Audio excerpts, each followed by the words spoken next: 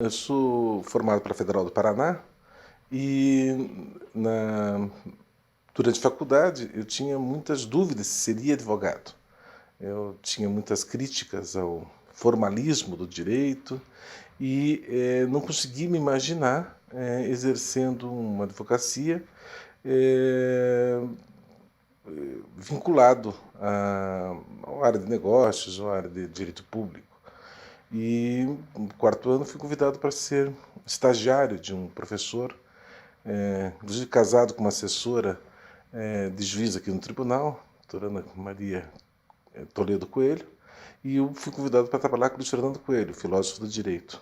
E estudando com ele, ele preparava na época 2 livros, eu fui me envolvendo um pouco mais com o gosto pelo direito. E como não queria advogar, fui fazer mestrado. Não existia mestrado no Paraná. E, a convite do Luiz Fernando Coelho, eu fui fazer mestrado em Santa Catarina. Então, me formei, fui para lá, fui bolsista. E, quando eu estava terminando o mestrado, era 1982, recebi um convite de um advogado famoso aqui no Paraná, então, o doutor Edésio Franco Passos, para integrar o escritório dele. Vim a Curitiba, fiquei muito na dúvida, porque havia sido beneficiado com uma bolsa para fazer o doutorado em Louvain-la-Neuve, na Bélgica. E aí estava uma dúvida. Por um lado, continuar na carreira acadêmica com uma bolsa já garantida para o exterior. E morava nessa época numa república com o Clemerson Cleve, hoje meu sócio na Unibrasil. E morávamos juntos, e o Clemerson não teve dúvida nenhuma, vou para a Bélgica, e de fato fez o doutorado dele lá. E eu, nessa dúvida, resolvi fazer uma viagem. De mochila fui até o Amazonas por 40 dias para pensar na vida.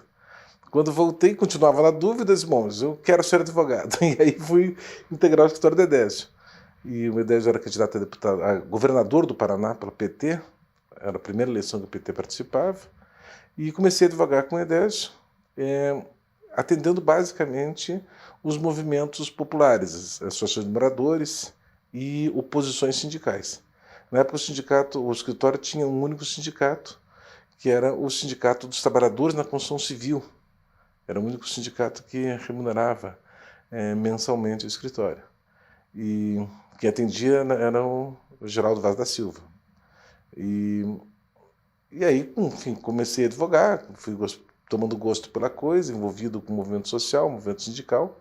No mesmo ano de 1982, eu assumi a chefia do jurídico, com 23 anos, dirigindo um jurídico que tinha uns grandes nomes famosos da advocacia paranaense, Dr. Paulo Bastos e Dr. Ivan Prokopiak, Dr. José Conceição Silva. E aí comecei a advogar, e aí, a partir daí fomos advogando para oposições sindicais, e as oposições acabavam ganhando os sindicatos, e aí eu passava a fazer assessoria jurídica das diretorias dos sindicatos, dirigir os departamentos jurídicos, e aí, bom, já se vão 28 anos. Período final da ditadura militar, pessoas que, como eu, vinham de militância clandestina no Partido Comunista Brasileiro, vislumbramos na fundação do PT uma possibilidade de uma militância aberta, e tinham voltado com a anistia diversos companheiros que tinham sido saído do Brasil por conta da repressão, e tinha também um trabalho muito interessante da Igreja Católica com as comunidades eclesiais de base. Então, o PT, na época, aqui no Paraná, foi fundado basicamente por 3 forças. Uma força ligada mais ou menos aos advogados, uma dos exilados políticos que haviam voltado, e os que tinham saído da clandestinidade, estavam no Brasil, mas tinham saído da clandestinidade, e a militância da Igreja Católica. Na formação do PT, as primeiras chama-se diretório, que é o que dirige o partido, a primeira comissão executiva, sempre era um equilíbrio de forças entre o pessoal da Igreja Católica, o pessoal dos vamos dizer, da militância de esquerda mais tradicional, e um grupo grande de advogados, jovens advogados, estudantes de direito, que tinham vindo de várias correntes, mas que participavam disso. E, na época, havia uma grande facilidade para empolgar as pessoas, no sentido de que todos aqueles interventores que estavam no sindicato havia muitos anos, na época chamamos a Pelegada, que estava lá há muito tempo, havia um sentimento de mudança. Era um sentimento que não pode ser dito que era propriamente politizado no sentido de consciência de classe, mas era uma politização no sentido de que algo deveria mudar. E aí fazíamos oposições sindicais. Quando ganhava as eleições, o Ministério do Trabalho não dava posse, impugnava as eleições, anulava o processo. Aí entrávamos com ações, mandato de segurança na Justiça Federal, mas daí já era uma coisa diferente, porque a Justiça Federal, já com um pouco mais de liberdade, concedia segurança e dava posse para as direções eleitas. A primeira eleição que nós ganhamos, logo em seguida, foi dos trabalhadores na Votorantim, os trabalhadores na indústria do cimento, cal e gesso de Rio Branco do Sul. Fizemos lá o assessoramento para essa oposição por uns 6 meses. Eu ia na Kombi do Padre Zé, da Pastoral Operária. A gente ia para lá, fazia as reuniões com os trabalhadores, discutia a importância da mudança, de participar do sindicato, de que aquilo podia ser um instrumento de melhoria das condições sociais, etc. E participamos das eleições, e, para nossa surpresa, não contávamos com isso, a votação foi 70%, enfim, quem estava lá estava já há muitos anos na direção, vendo que o vento mudou, também não entregou o sindicato, ou seja, não criou dificuldades. O que é característico desse período foi que era tão recente a questão da redemocratização que as pessoas não sabiam como comemorar a vitória. E aí alguém gritou Lula, e as pessoas gritavam Lula, Lula, Lula, que era uma coisa que não tinha muita razão para gritar Lula, era lá no fim do mundo, Rio Branco do Sul, tarde da noite, era 3 horas da manhã, mas por falta de ter um grito de guerra, não estavam gritando socialismo, PT, gritavam Lula, que era a coisa mais que eu dizer, o líder. O que talvez explique um pouco esse carisma que tem o presidente da República hoje, que é uma coisa muito antiga, isso está na cabeça das pessoas desde muitos anos, né? Então foi a primeira assim, depois foram outros sindicatos que foram a gente foi ganhando, e aí houve a fundação da CUT em 83, e a partir da fundação da CUT, os sindicatos petroleiros, e algumas oposições, esse grupo de renovação ganhava as eleições, outros perdiam as eleições, mas o movimento sindical já não foi mais o mesmo. Na época, qualquer conflito trabalhista, a primeira atitude que os empregadores tinham era movimentar a jurisdição através de um processo chamado dissídio coletivo. E raramente as greves terminavam sem interferência judicial. O que é característico desse momento é que o Tribunal do Trabalho exerceu um papel retomou um papel que tinha tido, isso eu sei porque sou professor e estudo, antes da ditadura militar. De uma forma muito resumida. Faz parte da lógica da existência do direito do trabalho que, pelo fato do trabalhador se subordinar a um contrato de trabalho, ele tem contrapartidas, que é o salário mais os direitos que são inerentes a isso. Na tradição brasileira, o modelo sindical e o modelo de relações de trabalho no Brasil não privilegiou nunca a negociação direta entre sindicatos de trabalhadores e sindicatos de empresas. Então os direitos estão os que estão na lei, ou os que eram concedidos pela Justiça do Trabalho em processo de dissídio coletivo. Com a ditadura militar, houve uma proibição por parte do regime de que os tribunais exercessem esse papel de atribuir contrapartidas, vamos dizer, fordistas, para usar uma terminologia técnica, pelo direito de subordinar. No final da ditadura militar, os juízes eram os mesmos da ditadura. Não havia tido modificação. Mas houve uma mudança na mentalidade dos juízes. Então, era comum que os processos terminando na Justiça do Trabalho não fosse mais aquela mesma decisão que tinha nos anos 70 da repressão pura. Aí os juízes já eram outros, já tinham uma outra visão. E os juízes começaram a conceder certas contrapartidas. Era comum, por exemplo, se ter um litígio coletivo, concessão de reajuste, alguma coisa, produtividade, se chamava assim, de 4%, 5%, mas, para evitar a repressão pós-greve, fixava, por exemplo, garantido emprego por 1 ano. Concedia, melhorava as condições de vida dos trabalhadores, concedendo adicional de horas extras para cima, além do que dizia a lei. A lei dizia, na época, 25%, e era comum o tribunal fixar em 50% para as 2 primeiras e 100% das horas extras a partir da segunda por jornada. Adicional noturno com percentual maior. Enfim, o tribunal concedia algumas medidas. Como o tribunal concedia essas questões, dava também um argumento pré-julgamento na audiência de conciliação.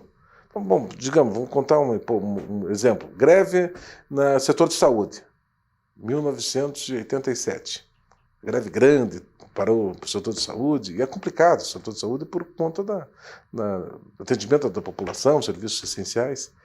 E quando fizemos a reunião de conciliação no tribunal, me lembro que, eu não sei exatamente se estava exercendo formalmente a função de conciliador, mas ajudou nesse processo o juiz Tobias Macedo, que, enfim, fez uma reunião com os advogados dos hospitais, fez uma reunião comigo, disse: Xixo, o que precisa para sair da greve? Os caras querem aumentar o piso salarial, os caras querem regulamentar a jornada, as pessoas querem garantir emprego. Tá. Ele ia lá para o outro lado e perguntava: o que vocês querem, qual é o máximo que vocês podem fazer? E fazia essa mediação. Mas a mediação funcionava porque os empregadores também tinham medo da decisão do tribunal. Vai que o tribunal enlouquece e dá 10%. Vai que o tribunal estabelece a garantia de emprego por 1 ano. Então, às vezes, os empregadores podiam pensar: é melhor fazer um acordo, conceder um pouco menos, porque o acordo é melhor do que o risco do tribunal conceder algo mais para os trabalhadores. Então aí havia, por exemplo, uma posição, portanto, uma posição do tribunal que utilizava dessa jurisprudência que ele havia construído para tentar motivar os empregadores a conciliarem. E aí vários acordos foram feitos, ou seja, quase todas as greves chegavam ao tribunal, mas talvez 1/3 dessas greves chegavam ao julgamento final pela corte, porque não precisava, porque por conta da jurisprudência que o tribunal havia construído, havia uma motivação. Veja como isso é curioso. O tribunal um papel fundamental na redemocratização do país. Então é uma coisa interessante. E uma característica que era muito daquele período. Depois, enfim, a história vai demonstrar que o tribunal renuncia a essa função e deixa de conceder essas contrapartidas fardistas. E aí o litígio coletivo vai caminhando lentamente, vai agonizando lentamente, até desaparecer com a emenda 45, de 2004. Mas naquele momento o tribunal teve um papel muito interessante para a redemocratização. Na época dos advogados, a gente atuava muito, não somente na parte técnica. Os advogados, porque tinham militância política, atuavam na própria preparação, discussão na diretoria sobre a importância da greve como instrumento de pressão sobre o patronato, e depois ajudar a pensar e conceber estratégias de mobilização. Como mobilizar, como fazer, como convencer os trabalhadores. Na época nós concebemos a ideia do piquete volante. Foi planejado na diretoria do sindicato, e aí já havia muitas obras, estava se construindo todos aqueles edifícios da Visconde Guarapuava, da Silva Jardim, da 7 de Setembro, havia muitas obras ali. Então escolhemos um prédio que poderia ter bastante trabalhadores, fomos lá com o sindicato, uma Brasília, com um megafone, um alto-falante, e aí convocamos os trabalhadores para pararem. Teve uma pequena altercação, mas a maioria dos trabalhadores aderiu à greve. E aí, então, nós que chegamos em 15, o advogado junto, já estávamos lá com já 100. E aí nós fomos indo com 100 pessoas pela rua, parava a greve, ficava gritando, convocando as pessoas para parar de trabalhar, e aí baixava mais 50. No final a gente estava caminhando pela rua com 3 mil, 4 mil trabalhadores. E aí a greve foi um sucesso. Até então nunca tinha pensado nessa tática. Aí o processo acabou terminando, não precisou julgar o dissídio coletivo, porque fizemos acordo. Fizemos acordo porque, com os trabalhadores parados, algumas obras tinham prazo para entregar, algumas vinculações contratuais, e nós também identificamos isso. Quais seriam as empresas que tinham prazo para entregar a obra? Aí paramos essas e aí começamos a fazer.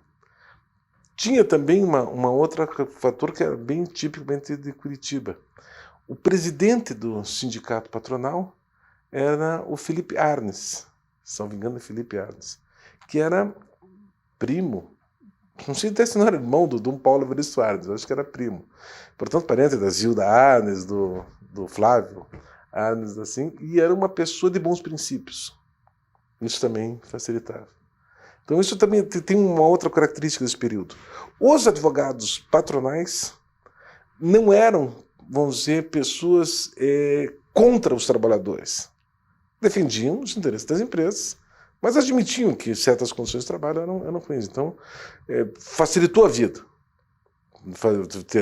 É muito fácil fazer uma negociação coletiva com a Gazeta do Povo quando se tem como advogado o Carlos Roberto Ribas Santiago. Um cara refinado, um cara inteligente, um cara culto, um cara sensível.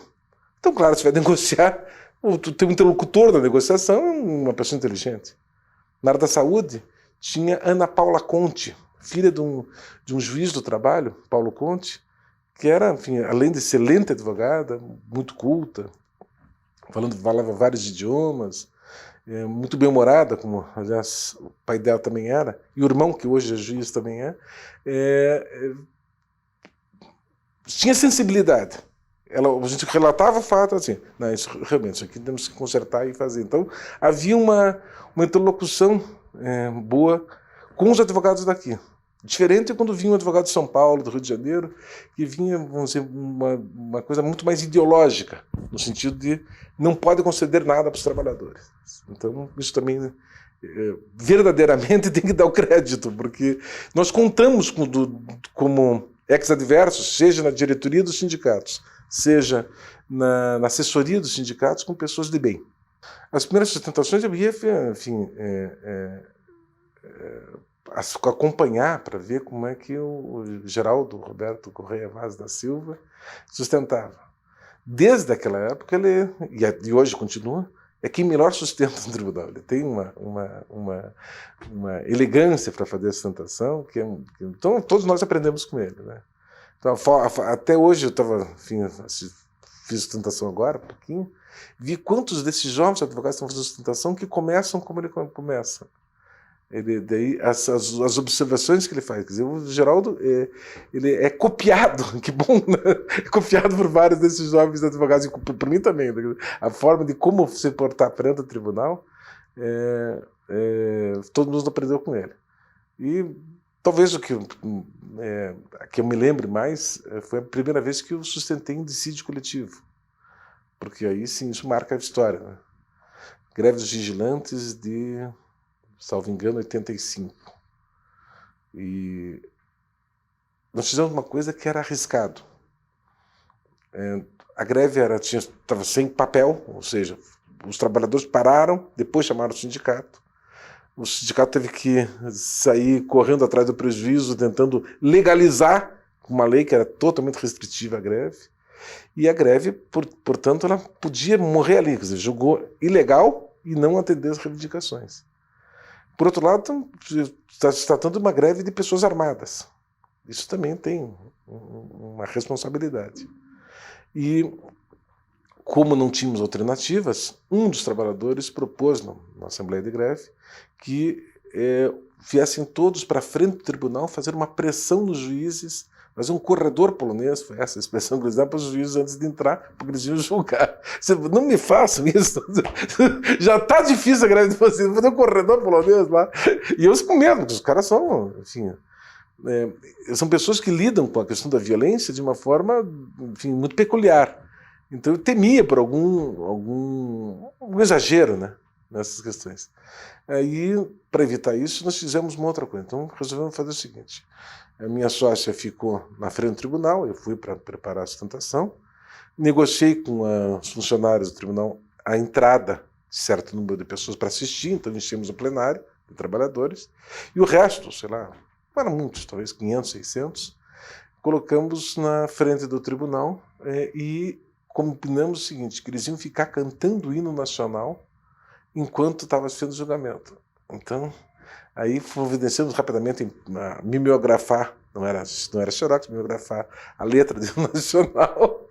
E aí fomos lá e organizamos isso e os caras ficaram lá. O julgamento demorou umas 2 horas e os caras cantando o hino nacional lá fora. Que era uma forma, assim, eu queria dar uma atividade para eles, porque daí eles ficam, a coisa não descamba, né? E foi bom, o tribunal julgou procedentes das reivindicações e foi uma vitória para os sindicatos vigilantes naquela oportunidade.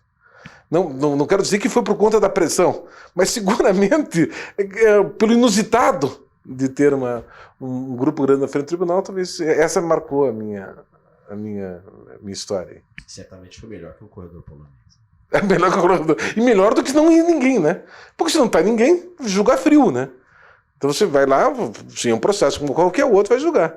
O fato de estar ali os trabalhadores assistindo, e para o advogado também, eu podia me virar durante a sustentação e dizer o seguinte: essas pessoas de carne e osso que estão aqui estão com tais e tais condições e por isso eles querem a sustentação, querem essa vantagem, esse reajuste, o que quer que seja na época. Né? O senhor já usava o cabelo comprido? Isso chocou o tribunal de alguma maneira? Quando eu comecei a usar o rabo de cavalo, até 1986, então, em 86 eu fui candidato a deputado estadual pelo PT. Fiz uma pequeníssima votação, 1.800 votos. Mas na época, a soma de todos esses votos elegeu o primeiro parlamentar do PT, Pedro Tonelli, aqui no Paraná. Se não fosse pela soma desses votos de todos, não daria o voto de legenda, não teria eleito aquele deputado. Quando se terminou a eleição, eu resolvi deixar crescer o cabelo como usava no tempo da faculdade. E aí foi crescendo e isso me lembro, sim, primeira vez que eu fui com o cabelo amarrado, porque o cabelo estava crescendo. Enfim, fica meio uma medusa, assim, aquele cabelo grande demais. Mas a primeira vez que fui fazer uma sustentação no tribunal, me lembro que era um dissídio coletivo, e aí eu passei um gel no cabelo, tal, coloquei um rabo de cavalo. E me lembro que durante ali a votação, o juiz Tobias Macedo, sempre muito simpático, comigo sempre muito simpático, tirou um elástico daqueles que envolvem o processo, assim começou ele a fazer também o rabinho de cavalo do cabelo, e olhava para mim, dava risada, e fazia, mostrava que dava aquilo, que foi uma certa forma assim, uma autorização do tribunal, assim, pode usar. E a partir desse momento também, quando o Tobias presidia as sessões, ou do tribunal, ou do tribunal pleno, ou enfim, primeira turma, ele já começou com a palavra doutor Xixo, ou seja, também o apelido, que é uma outra, vamos dizer, marca registrada do logotipo, aquela coisa assim, foi também respeitado. Então eu não tive dificuldades não tive, vamos dizer, uma discriminação pelo fato de usar rabo de cavalo. Não quero dizer que todos admitiam aquilo como normal, mas não posso dizer que tenha sido discriminado, ao contrário. Me lembro claramente dessa autorização pela brincadeira que o Tobias fez. E disse, bom, agora se isso não chocou, então eu posso usar. Quebrou o gelo. Não costuma, eu sou advogado para trabalhadores, né? Não é um juiz exatamente conhecido por julgar de acordo com os interesses dos trabalhadores. Talvez o contrário. Mas sempre manteve uma relação com com a esquerda, com os advogados de esquerda, muito amistosa. Sempre houve um respeito nisso. A Justiça do Trabalho, na época, era uma justiça bastante desprestigiada. Bom, fazendo um parênteses, me lembro que quando eu teve o jantar dos 10 anos de formado, tinha lá aquela coisa, reunião de turma, das pessoas, e me lembro que eu cheguei numa roda de pessoas que estavam conversando e alguém perguntou: e fulano, onde é que anda? Aí um advogado disse assim: o fulano, coitado, virou advogado trabalhista. Daí, quando eu cheguei, eu disse: escuta, eu também sou trabalhista. Pô, tu não vi que estava aí, senão eu jamais teria feito isso, desculpa. Não, mas ele fez ele estava brincando, mas era essa um pouco a visão, né? Coitado. Não se deu bem na vida, virou advogado trabalhista. Então, acho que existia, na época, um preconceito muito grande em relação à advocacia trabalhista e talvez, isso é uma coisa a ser investigada, e talvez até em relação à magistratura trabalhista. Havia sempre aquela imputação. Aqui no mercado persa, as pessoas ficam negociando os valores, e é uma justiça feita para conciliação, e alguns advogados rejeitavam e uns insultavam a advocacia e os seus operadores, né? A Justiça do Trabalho e seus operadores, fossem juízes, fossem advogados, como se aquilo fosse uma coisa de segunda categoria. Nesse sentido, dentro da informalidade que sempre me caracterizou, eu não tive grandes dificuldades.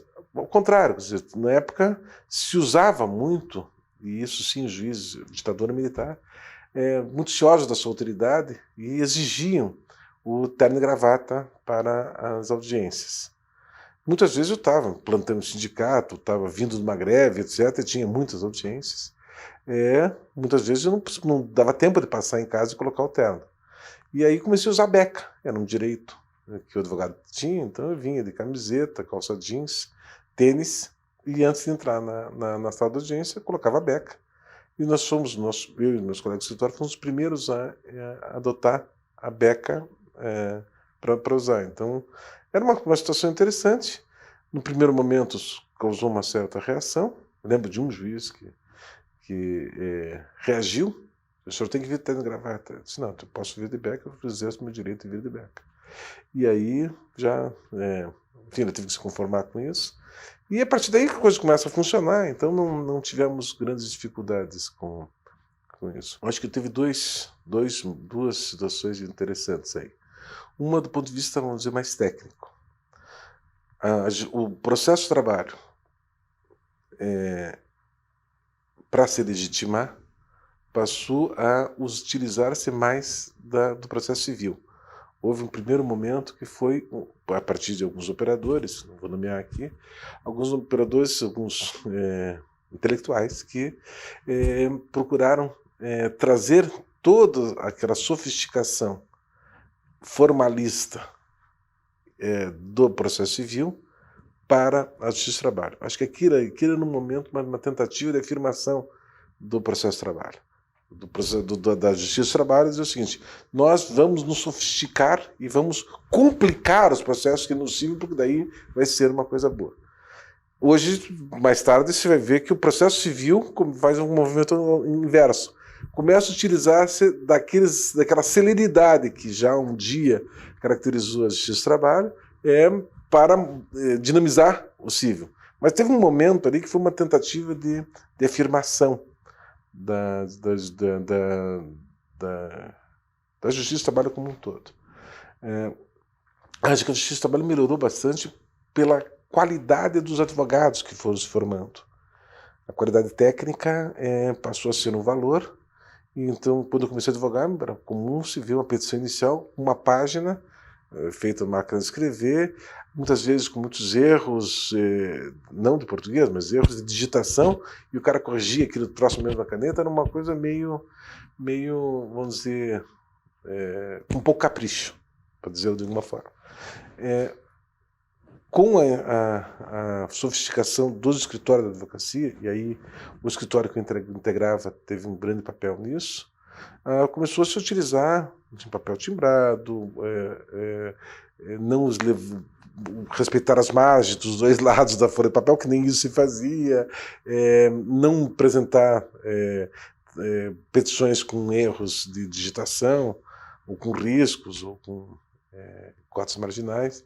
E aí, enfim, essa mudança da postura do escritório, que sofisticou a advocacia, fez também com que se sofisticassem também as sentenças, e os outros escritórios estavam vindo, começaram a fazer isso mesmo.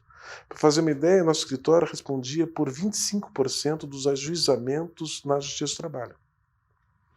1/4 de toda a Justiça do Trabalho em Curitiba era do nosso escritório.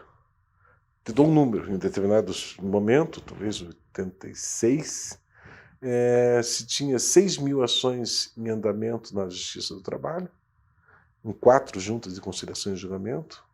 Eu não sei exatamente se já era 86, se já tinha 4, mas quando tinha 4 juntas, logo quando tinha 4 juntas, calculamos que uma das juntas seria o nosso escritório. Claro, não estava todos na mesma, mas 1/4 da Justiça do Trabalho estava nesse escritório. Como nesse escritório, que tinha 1/4 das ações, o trabalho era muito bem feito. E por quê? Porque tinha o Geraldo Vaz, que era obsessivo pelo capricho, Cláudio Antônio Ribeiro, que também era outro obsessivo pela qualidade técnica, tinha o próprio Edésio, enfim, que era o nosso grande inspirador, e tinha outros advogados que mais antigos, Olímpio Paulo Filho, Luiz Salvador, Clarida Flávia Martins, que estavam também, enfim, procurando sempre melhorar a sua advocacia. E tinha os 4 jovens, que eram Prudente José Silveira Mello, Mário Emílio de Oliveira, Miriam Aparecida Gonçalves e eu, que daí compunhamos o coletivo de 10 advogados. E como a gente estava vindo da universidade, e alguns tinham feito mestrado, essas coisas, também já qualificou um pouco mais. Então, eu acho que a inflexão foi aí, até o momento. Quando eu fui dirigir o jurídico da Construção Civil, eu tive que fazer uma coisa de contratar um datilógrafo. E aí os advogados faziam suas petições iniciais e eu tinha um datilógrafo que passava aquilo a limpo. E os advogados que diziam, não, já advogo há 20 anos aqui, nunca precisou disso. Mas eu quero que seja assim, porque... E eu passei a assinar todas as petições iniciais junto com os advogados. Claro que criava um pouco de atrito, esse guri, esse piá tá querendo fazer correção, mas aquilo foi uma postura que era uma decisão do escritório, que eu acho que melhorou muito a nossa qualificação. E hoje se vê que é uma advocacia sofisticada. Meu escritório tem 12 advogados. Dos 12, os 12 fizeram pelo menos mestrado. E tem alguns que já são doutores. Então se nota aí que... Estou dando um exemplo do meu escritório, para não ficar falando dos outros. Mas lá no escritório de vários outros advogados tem muita gente que é o professor universitário, que fez mestrado, fez doutorado. A próprio tribunal, né? Olha o luxo que é, o requinte que é um tribunal que tenha, salvo engano, são 10 doutores. Tem 10 magistrados hoje que já fizeram doutorado. Isso é feliz do Estado que pode ter uma qualificação dessa nos próprios magistrados também. O que pudesse ser colocado assim como símbolo do juiz que queria fazer justiça é o Dr. Pedro Tavares, Pedro Ribeiro Tavares. Talvez, vamos dizer, o mais sensível, o mais humano. Não quer dizer que ele jogasse sempre da coisa com o trabalhador, não é o caso, mas ele sempre procurava. Eu só conheci no tribunal, já não conheci ele como juiz de junta e conciliação. Ele sempre muito ponderado, muito equilibrado. Depois teve a doutora Carmen Gunning, que era assim também, acho que muito parecido com o jeito do Dr. Pedro, muito fácil de lidar também. E, vamos dizer, são os símbolos, assim, para colocar, não ser